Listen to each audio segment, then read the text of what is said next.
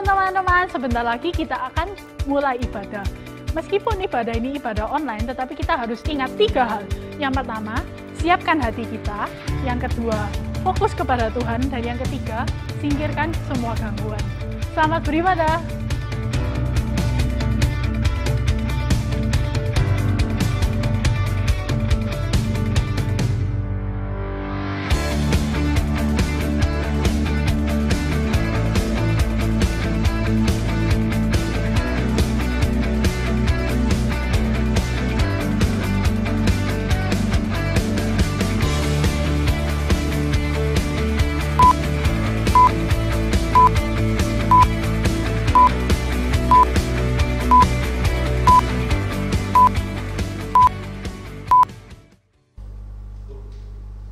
Shalom Youters, ada sukacita? Mari sama-sama kita akan memulai ibadah kita secara online. Kita mau siapkan hati kita lebih lagi. Kita mau arahkan pandangan kita kepada Tuhan. Kami bersyukur Tuhan. Engkau Allah kami yang luar biasa Tuhan. Engkau Allah kami yang ajaib Bapa. Kami bangga memiliki Allah seperti Engkau Tuhan. Ini kerinduan hati kami Yesus. Kami mau bawa kerinduan hati kami kepadamu ya Bapa. Terima kasih Tuhan. Yesus, kemuliaan-Mu pulihkan hatiku.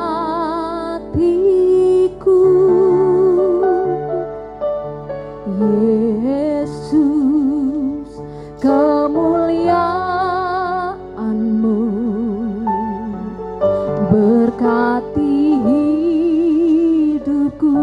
Sekali lagi kita mau katakan, Yesus, kemuliaan-Mu pulihkan hati kami Yesus. Pulihkan hatiku Yesus, Yesus, kemuliaan-Mu berkati kami Tuhan, berkati hidupku. Mari sama-sama kita mau katakan, segala pujian syukur bagimu, Kau hadir dalam hidupku. Kini ku datang sujud di hadapan-Mu, memuji-Mu, menyembah-Mu.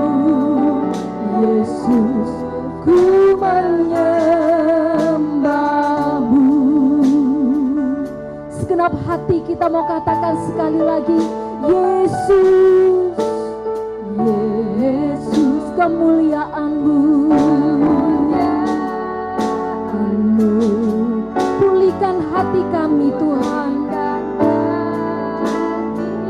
Terima kasih Yesus, Yesus, kemuliaan-Mu berkati hidup kami Yesus,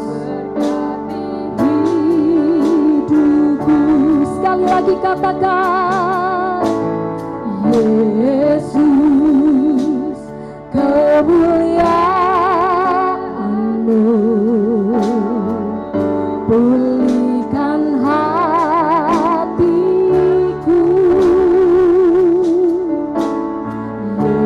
Yesus, kemuliaan-Mu berkati hidupku. Segala pujian, segala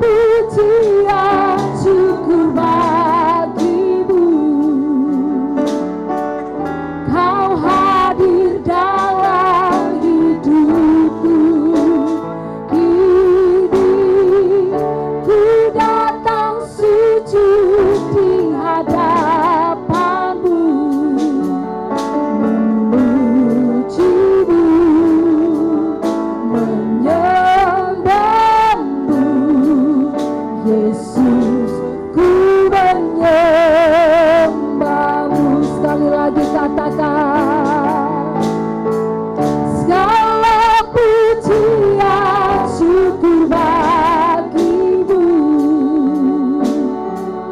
Kau hadir dalam hidupku Yesus.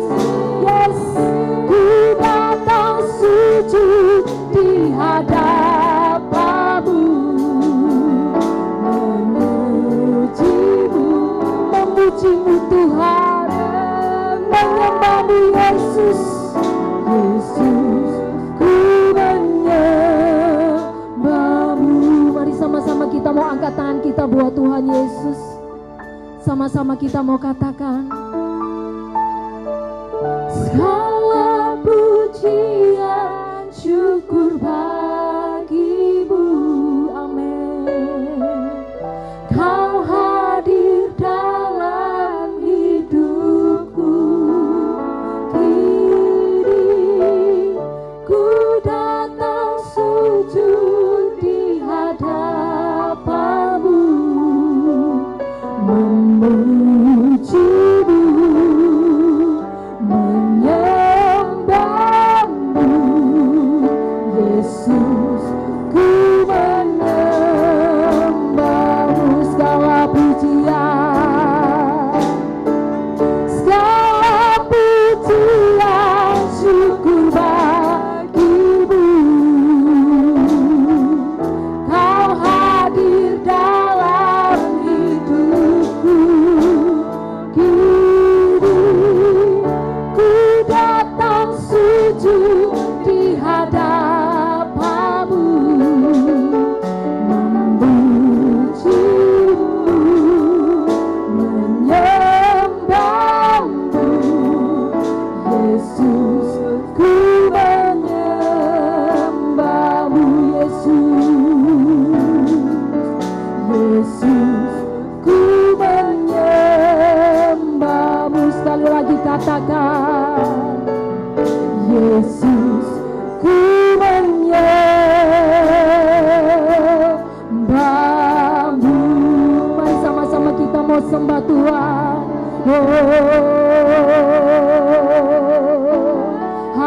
Haleluya, haleluya.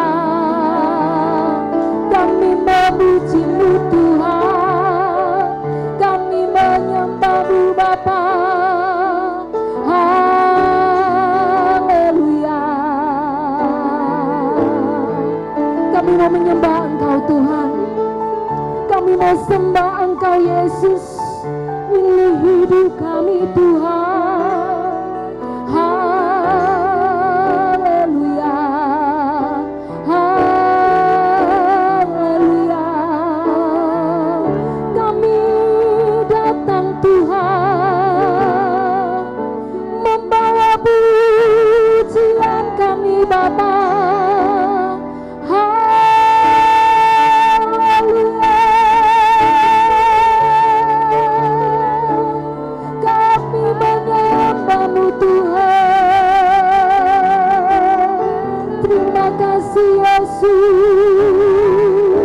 Terima kasih Yesus. Bawa pujianmu kepada Tuhan, bawa penyembahanmu kepada Tuhan. Mari sama-sama kita mau sembah Tuhan lebih lagi. Terima kasih Yesus, terima kasih Bapa.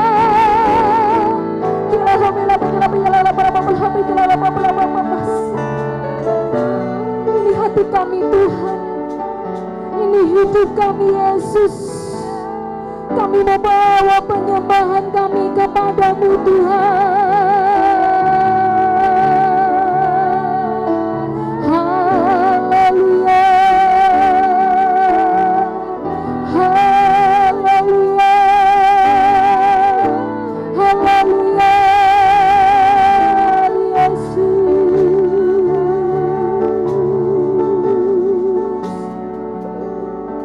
terima kasih Tuhan. Terima kasih Yesus. Oh God, I worship you.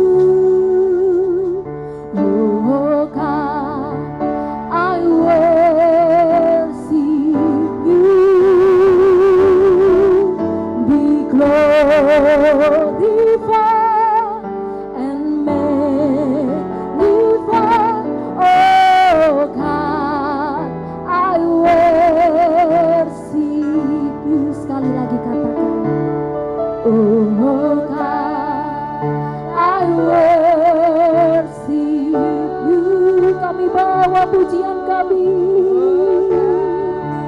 I worship you, be glorified and magnified, oh God. I worship you, say, oh God, I worship you, oh God, I worship you, be glorified and magnified, oh God, I worship you. Terima kasih Yesus, katakan, oh God, I worship you, oh God, I worship you, be glorified and magnified, oh God, I worship you. Once again, oh God, yes, I worship you, Jesus. Oh God, I worship you, be glorified and magnified, oh God, I worship you. Mari sama-sama kita mau angkat tangan kita buat Tuhan Yesus. Sama-sama kita katakan, oh God, I worship you, oh God, I worship you, be glorified and magnified, oh God, I worship you, be glorified and magnified, oh God, I worship you. Beri kemuliaan buat Tuhan Yesus. Terima kasih Tuhan.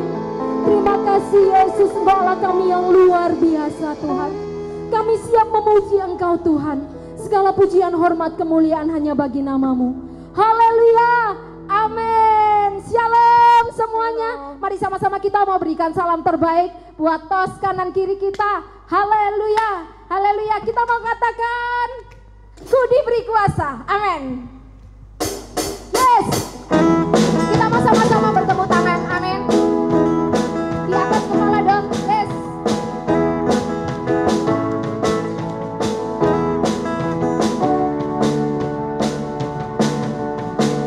Diberi kuasa dari Raja mulia. Amin. Menaklukkan musuh di bawah kaki. Amin. Yes. Pakai kuasa dari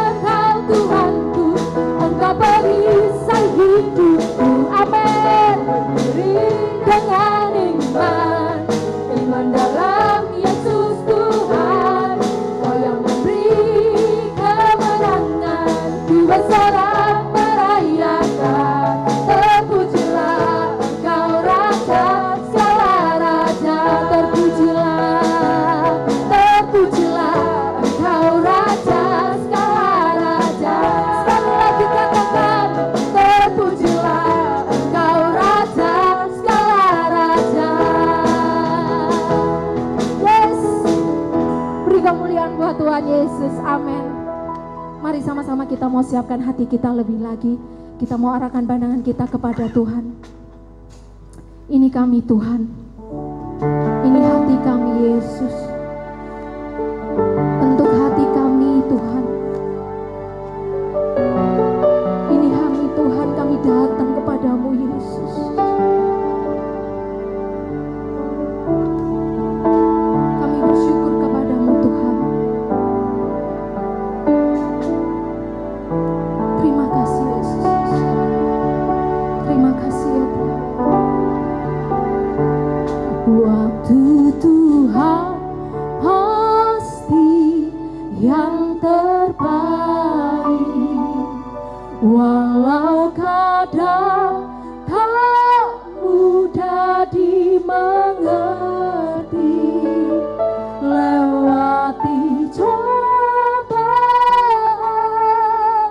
ku tetap percaya waktu Tuhan pasti yang terbaik.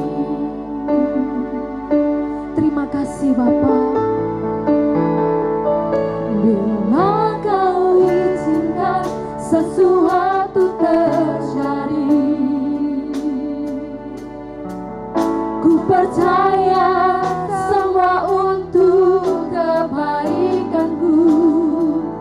Bila nanti telah tiba waktumu, ku percaya kuasa-Mu memulihkan hidupku. Waktu Tuhan, waktu Tuhan pasti yang terbaik, walau kadang tak mudah dimengerti, lewati cobaan, ku tetap percaya waktu Tuhan pasti yang terbaik. Segenap hati kita mau katakan sekali lagi, terima kasih Yesus. Bila Kau izinkan sesuatu terjadi, kami percaya Tuhan. Ku percaya semua untuk kebaikanku. Bila nanti telah tiba waktumu, ku percaya kuasa-Mu memulihkan hidupku. Waktu Tuhan, waktu Tuhan pasti yang terbaik, walau kadang tak mudah dimengerti, lewati cobaan, ku tetap percaya waktu Tuhan pasti yang terbaik. Sekali lagi katakan, waktu Tuhan pasti yang terbaik, walau kadang tak mudah dimengerti, lewati cobaan, ku tetap percaya waktu Tuhan pasti yang terbaik. Lewati cobaan, lewati cobaan, ku tetap percaya waktu Tuhan pasti yang terbaik. Sekali lagi katakan, lewati cobaan, ku tetap percaya waktu Tuhan pasti yang terbaik.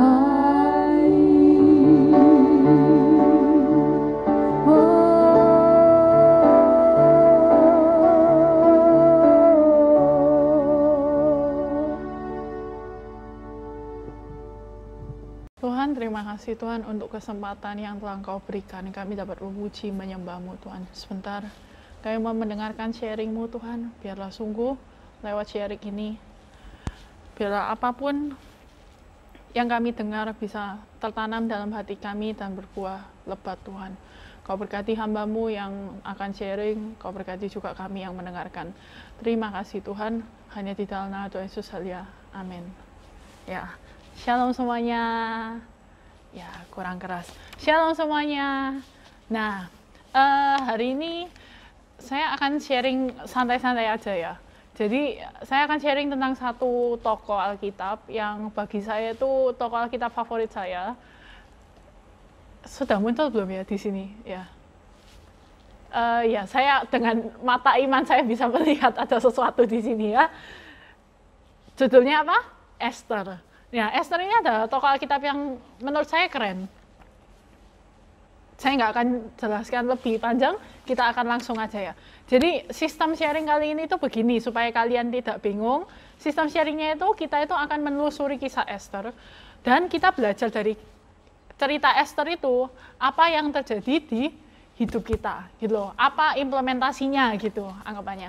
Oke, jadi kisah Esther ini dimulai dari dimana namanya proses panggilan. Nah, proses panggilan ini apa? Suatu hari Esther ini dipanggil untuk masuk ke dalam satu kontes kecantikan. Coba bayangin ya, kalau ngomongnya itu gini, kontes kecantikan itu seperti Miss Universe zaman sekarang. Bayangkan Miss Universe zaman dulu yang sangat mewah. Nah, Esther itu adalah kontestan Miss Universe. Dan oke, kita stop dari sini. Apa sih yang kita bisa pelajari dari panggilan ini? Kita bisa belajar bahwa dalam panggilan kita semua itu punya panggilan. Tuhan itu bukan cuma memberi kita itu kayak, oh ya, Pipin akan jadi orang yang baik. Pipin akan menjadi orang yang melayani Tuhan. Pipin akan menjadi orang yang menjadi berkat bagi semua orang. Enggak, bukan seperti itu. Tapi Tuhan itu punya satu rencana yang sangat-sangat spesifik untuk kita. Ditulis dalam Efesus 2 ayat 10, tidak usah ditampilkan. Dikatakan bahwa Allah itu telah mempersiapkan pekerjaan baik untuk kita semua. Nah, pekerjaan baik, contohnya itu gimana? Misalnya, Tuhan itu akan berbicara gini, oke, Nicholas, kamu akan menjadi hambaku, kamu akan melayaniku, tapi kamu bukan seperti pendeta. Nanti kamu akan jadi, katakanlah kamu akan jadi businessman yang memberkati banyak orang lewat secara finansial. Nah, Tuhan itu memberi rancangan itu sedetail itu, bahkan lebih detail dari itu. Mungkin Tuhan tahu dari awal kamu akan bisnis apa, kamu akan menikah dengan siapa. Nah, semuanya itu Tuhan tahu. Sehingga kita harus percaya bahwa kita semua, termasuk saya, meskipun saya ini kalau dibilang saya juga masih nggak tahu panggilan Tuhan ini apa sih di dalam hidup saya nggak tahu, tapi saya memilih untuk percaya. Saya percaya Tuhan punya sesuatu yang indah buat saya. Nah, lalu sebagai anak muda, ya saya rasa yang menonton ini masih muda semua ya, meskipun tua secara usia enggak apa-apa, muda secara jiwa ya. Sebagai anak muda, kita itu jangan menjadi anak muda yang pasif. Pasif itu dalam arti apa? Ya udahlah, aku nunggu Tuhan ngomong. Aku kan hidup-hidup biasa saja, nanti aku Tuhan ngomong baru aku melakukan. Jangan seperti itu. Mungkin bayangkan Esther kalau misalnya jadi kontes kecantikan, berarti kan dia itu cantik kan ya. Dia cantik, setelah itu badannya pasti mantap, pokoknya penampilan luarnya itu oke gitu loh. Nah, pasti di hari-hari di mana Esther bertumbuh, itu kan pasti sering mendengar, Esther kamu ini cantik sekali ya. Nah, sama, apakah kalian pernah mendengar seperti itu? Mungkin kalian mendengar, main musikmu itu bagus sekali ya. Kamu itu pintar gambar ya. Atau mungkin bahkan hal-hal yang tidak kelihatan. Misalnya, kamu pintar berkomunikasi. Atau kamu itu menjadi pendengar yang baik. Tidak semua orang bisa menjadi pendengar yang baik. Atau kamu ini konsultan yang baik. Kita semua punya kelebihan. Dan itu adalah salah satu hal yang Tuhan tanamkan di dalam kehidupan kita. Nah, lalu masuk ke yang kedua, yaitu persiapan. Nah, Esther ini ceritanya dia itu dibawa masuk ke kontes kecantikan. Tapi kontes kecantikan ini bukan cuma 1 bulan, 2 bulan. Kontes kecantikan ini selama 1 tahun. Bayangkan 1 tahun itu ngapain aja sih? Dikatakan, tolong ditampilkan, Esther 2 ayat 12. Dikatakan bahwa digunakan 12 bulan itu digunakan untuk pemakaian wangi-wangian, 6 bulan untuk memakai minyak mur, dan 6 bulan untuk memakai minyak kasai. Ya, saya rasa kalau namanya cewek itu kan pasti rata-rata suka parfum ya. Tapi coba bayangkan kalian makan di rumah, terus mama kalian itu masak satu masakan yang sama selama 1 bulan. Bayangin, rasanya mungkin pada bulan itu berakhir, kalian bau makanan itu aja rasanya pengen muntah. Kayak, aduh iki kok nggak enak pol. Seenak-enak apapun makanannya, misal makan steak tiap hari. Apakah kalian tidak bosan? Nah, sama, Esther itu juga mengalami seperti itu. Meskipun bau minyak wangi itu enak, tapi bayangkan 6 bulan, tidak ada stop. 1 hari pun tidak libur. Dan kalau kalau dikatakan memakai minyak mur, sebenarnya kata yang tepat itu bukan memakai, tapi kata yang tepat itu direndam. Ya, bayangin Esther itu setiap hari selama 6 bulan direndam minyak mur. Direndam itu bukan cuma 5 menit, 10 menit, tapi berjam-jam. Ya, jadi pada zaman dahulu itu orang itu kayak kepingin memasukkan minyak itu ke dalam kulit. Jadi kamu nggak pakai minyak wangi itu sudah kulitmu itu wangi minyak mur gitu loh. Semacam seperti itu. Nah, sebenarnya apa sih maksudnya 6 bulan pemakaian minyak mur dan sebagainya ini? Itu adalah lambang di mana kita berdoa dan baca Alkitab.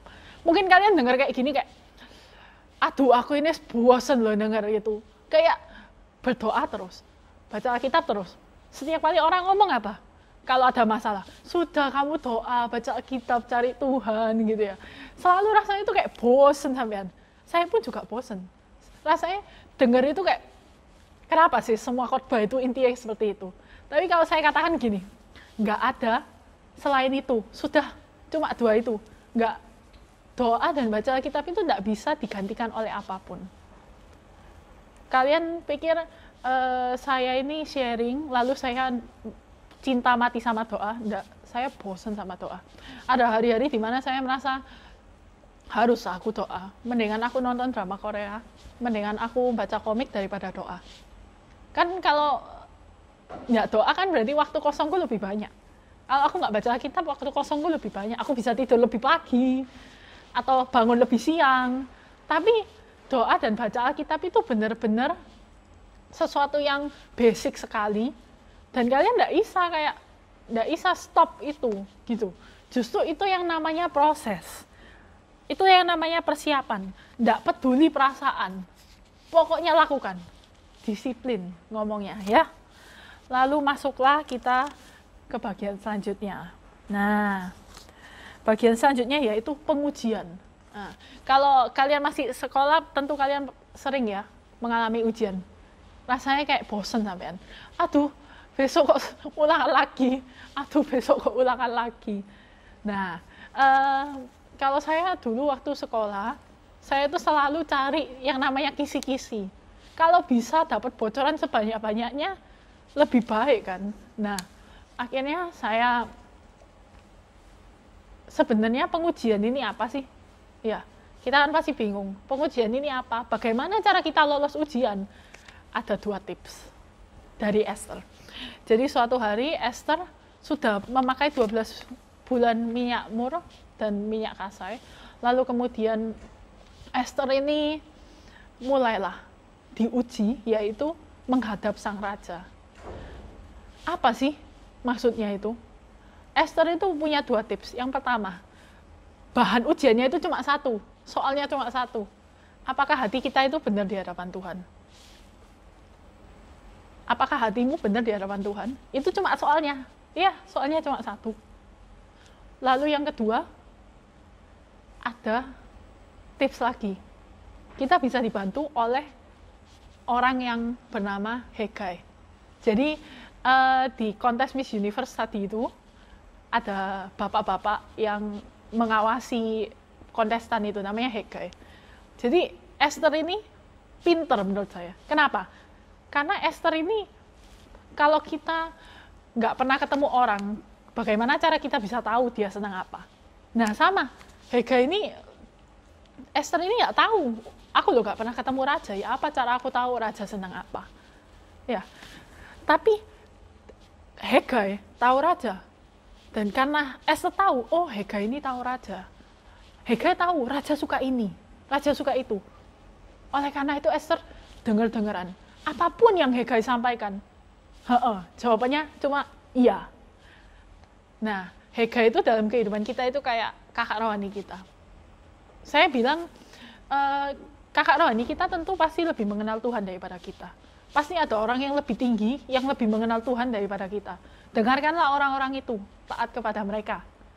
Nah, jadi tips lulus ujian yaitu kamu harus tahu soalnya. Dan yang kedua, kamu harus minta tolong pada orang yang tepat. Nah, kira-kira Esther lulus ujian enggak ya? Ya, Esther lulus ujian dengan nilai yang sempurna. Bahkan bisa dibilang bukan sempurna, lebih dari sempurna ya. Nah, mulailah. Karena Esther lulus ujian, berarti Esther masuk menjadi ratu di negara itu. Itulah namanya pengangkatan. Jadi dikatakan di dalam Esther 2 ayat 17, maka Esther dikasihi oleh Baginda lebih dari semua perempuan lain, dan ia beroleh sayang dari Baginda lebih daripada semua anak dara lain, sehingga Baginda mengenakan mahkota kerajaan ke atas kepalanya dan mengangkat dia menjadi ratu ganti pasti. Jadi Esther sudah jadi ratu. Apakah perjalanan Esther sudah selesai sampai sini? Apakah tujuan Esther itu sudah sampai seperti ini? Misalnya pengangkatan itu mungkin kalian sudah menjadi orang sukses, kalian sudah menjadi orang yang kaya, orang yang punya pekerjaan tetap. Apakah hidup itu sudah notok sampai situ? Apakah nggak ada lagi yang di depan kehidupan? Nah, ketika kita sudah diangkat, saya itu cuma mau kasih tahu gini, jangan sampai kita itu jatuh cuma karena hati kita sombong. Ya, kalian tahu nggak sih, semakin kata-kata yang semakin tinggi, maka semakin keras angin bertiup. Nah, ketika Esther mengalami panggilan, mengalami persiapan, terus mengalami apa yang ketiga, mengalami pengujian, Esther nggak punya musuh. Esther hidupnya tenang-tenang saja. Ya nggak tenang sih, bosen baca Alkitab, bosen, tapi selama 12 bulan pakai minyak, bosen, tapi nggak ada musuh yang nyerang dia. Sedangkan setelah diangkat, muncullah satu musuh. Nah, musuh ini namanya Haman. Haman ini seseorang yang sangat berpengaruh di dalam kerajaan itu. Dia orang yang kejam. Kenapa kok kejam? Karena saya itu bilang begini, kalau Esther, tujuan dari Esther itu adalah menyelamatkan bangsa Israel. Tujuan hidup Haman itu adalah menghancurkan bangsa Israel. Jadi kayak, kalau saya bayangin itu kayak hitam dan putih bersatu. Tapi kan hitam dan putih nggak bisa bersatu pada dasarnya. Kegelapan dan terang nggak bisa bersatu. Jadi setelah Esther diangkat menjadi ratu, tahu apa yang terjadi? Muncullah perang. Esther perang dengan Haman. Nah, kenapa sih kok bisa perang? Jadi Haman ini suatu hari, Haman ini dia itu membujuk sang raja untuk membuat undang-undang baru, di mana undang-undang itu memusnahkan bangsa Yahudi. Jadi bangsa Yahudi itu mau dibunuh. Nah, tapi rajanya ya cuek-cuek aja, rajanya nggak tahu kok. Akhirnya Esther sadar, bangsaku mau dibunuh. Apa yang harus terjadi? Apa yang harus aku lakukan? Aku harus perang. Nah, kalian coba bayangin ya, kalau saya bayangin Esther gitu ya. Saya bayangin seseorang yang lemah lembut, seseorang yang cantik, seseorang yang badannya pasti nggak sebesar saya ya. Badannya pasti ya cukup kecil lah. Tapi bayangin orang kayak gitu itu bisa perang, ya. Apakah perang dengan pedang? Enggak, peperangan rohani. Apakah peperangan rohani itu? Dengkul. Di saat itu Esther berdoa. Esther berpuasa dan berdoa. selama 3 hari 3 malam. Nah, Esther ini kalau saya bilang itu berpuasa 3 hari 3 malam itu sesuatu yang wow loh. Kalau di agama kita itu ada beberapa puasa. Ada puasa yang sampai sore, tapi puasa Esther ini adalah salah satu puasa yang paling terkenal ya. Karena 3 hari 3 malam tidak makan, tidak minum. Bayangin seorang ratu yang setiap hari mendapat makanan bintang 5, yang setiap hari tidur di kasur bintang 5, mendapat dayang-dayang sebegitu banyaknya, dan semua makanan itu tidak disentuh oleh Esther, karena dia puasa selama 3 hari 3 malam. Bahkan minum pun enggak. Itu sesuatu yang wow ya. Bahkan saya katakan, kalau saya lihat Esther ini ya, saya lihat, wow, Esther ini lebih maco daripada beberapa orang yang saya tahu. Esther ini benar-benar bukan maco ya, Esther ini berani. Dia berkata seperti gini, kalau terpaksa aku mati, biarlah aku mati. Ya, saya bayangin seorang cewek yang lemah lembut ngomong seperti itu rasanya kayak wow, itu sesuatu yang keren sekali ya. Dan maksudnya peperangan ini apa sih? Kita itu harus melakukan apa yang benar di hadapan Tuhan. Kalau terpaksa, kalau kita melakukan yang benar dan kita mati, ya udah biarlah kita mati. Pokoknya percaya. Saya selalu menganut satu ajaran di dalam hidup saya, yaitu do the best, God will do the rest. Lakukan yang terbaik, lakukan yang benar. Sisanya urusan Tuhan. Tuhan itu loh nggak mungkin tinggalkan kita ya. Lalu setelah itu, Esther menghadap sang raja. Kenapa kok puasa? Karena waktu itu kalau menghadap raja tanpa dipanggil, itu bisa hukumannya mati. Dan ternyata Esther disenangi sama sang raja. Akhirnya Esther bilang, raja ada perjamuan. Perjamuan makan 3 orang. Raja, Esther, dan Haman. Mereka bertiga saja. Dan saya agak bingung, karena waktu perjamuan yang pertama Esther bilang gini, raja, besok ada perjamuan lagi. Mau enggak? Jadi Esther itu menunda permintaannya dia. Dia menunda apa yang mau menjadi permintaan. Kenapa sih kok kayak gitu? Itu adalah proses penantian. Saya yakin selama COVID ini, kita semua itu kemungkinan besar sedang dalam proses penantian. Di mana kita tidak tahu apakah ini waktu yang tepat untuk bertindak atau enggak. Apakah kita itu harus diam, berdoa, atau harus bertindak. Karena rasanya itu kalau diam dan berdoa itu buat apa? Harus ada tindakan. Tapi Esther ini hebatnya itu tahu saat dimana dia harus diam. Saya kasih contoh begini. Ini mungkin sesuatu yang susah ya dibayangkan. Tapi kalau kalian main game, item yang craftnya 1 menit sama item yang craftnya 24 jam, pasti mahalan item yang craftnya 24 jam kan? Nah, sama. Ketika kamu menanti cuma 1 hari, sama kamu menanti 1 tahun, itu bedanya banyak loh. Dan bukan berarti dalam penantianmu 1 tahun, Tuhan tidak melakukan apa-apa. Atau saya kasih contoh lagi ya, misalnya ada seorang bapak ini penjual masker. Waktu itu dia punya banyak stok masker sebelum corona. Tapi mungkin Tuhan bilang, tunggu sebentar, menanti. Kan agaknya aneh ya. Barang ada banyak stok, kenapa kok tunggu sebentar? Kenapa kok nggak dijual? Tapi Tuhan tahu. Pada akhirnya ketika corona, bapaknya untung berkali-kali lipat dibandingkan sebelumnya. Nah, itu adalah salah satu fungsi penantian. Jadi ada saat di mana kita harus diam. Know when to act and know when to wait. Kita harus tahu kapan kita bisa melawannya, kita bisa maju, dan kapan kita bisa berhenti. Dan kita harus percaya bahwa waktu Tuhan pasti yang terbaik. Dan benar, Esther menanti, perjamuan berikutnya Esther menghadap sang raja. Dan akhirnya tahu apa yang terjadi, bangsa Yahudi itu mengalahkan mengalahkan pembenci-pembenci mereka. Jadi bukan cuma menyelamatkan, tapi bangsa Yahudi seperti kayak telapak tangan bisa dibalik gitu tiba-tiba. Rasanya kayak Tuhan itu berpihak kepada mereka, benar-benar berpihak. Dan saya katakan gini, tujuan Esther yang sebenarnya itu bukan menjadi ratu, tetapi menyelamatkan bangsa Yahudi, bangsa Israel. Tujuan kita sebenarnya bukan menjadi orang sukses atau kaya. Tujuan kita sebenarnya adalah menjadi berkat dan menyenangkan hati Tuhan.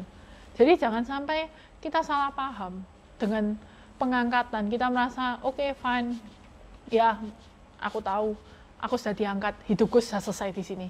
Jangan, kita tetap harus mencapai tujuan kita.